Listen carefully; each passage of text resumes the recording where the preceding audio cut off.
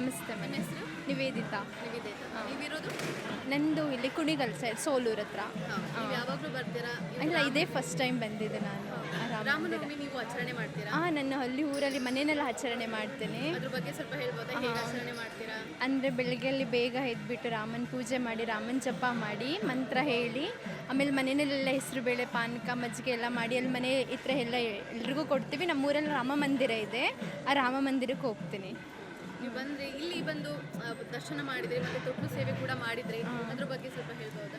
ಇಲ್ಲಿ ಬಂದಿದ್ದಕ್ಕೆ ನನಗೆ ಒಂದು ಸ್ವಲ್ಪ ವೈಬ್ರೇಟ್ ಆಗ್ತು ಬಾಡಿ. ಅಂದರೆ ನಾನು ರಾಮನ ಭಕ್ತೆ. ನಾನು ಎವ್ರಿ ಸ್ಯಾಟರ್ಡೆ ರಾಮ ಮಹಿಮೆ ಹೇಳೋದು, ರಾಮನ ಜಪ ಮಾಡೋದೆಲ್ಲ ಮಾಡ್ತೀನಿ. ಇಲ್ಲಿ ಬಂದಿದ್ದು ನನಗೆ ಸ್ವಲ್ಪ ಖುಷಿ ಅನಿಸ್ತು, ಏನೋ ಡಿವೈನಿಟಿ ಅಂತ ಅನಿಸ್ತು, ಪಾಸಿಟಿವ್ ಎನರ್ಜಿ ಅಂತ ಅನಿಸ್ತು ನನಗೆ.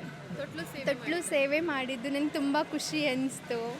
ತೊಟ್ಲು ಸೇವೆ ಮಾಡಿದ್ದೆಲ್ಲ ಅದ್ರ ವಿಶೇಷತೆ ಏನು? ಸುಮ್ಮನೆ ಹೀಗೆ ಏನಾದರೂ ಸಿದ್ಧಿ ಆಗಬೇಕು ಅಂತ ನೀವು ಮಾಡಿದ್ರಾ ಅಥವಾ?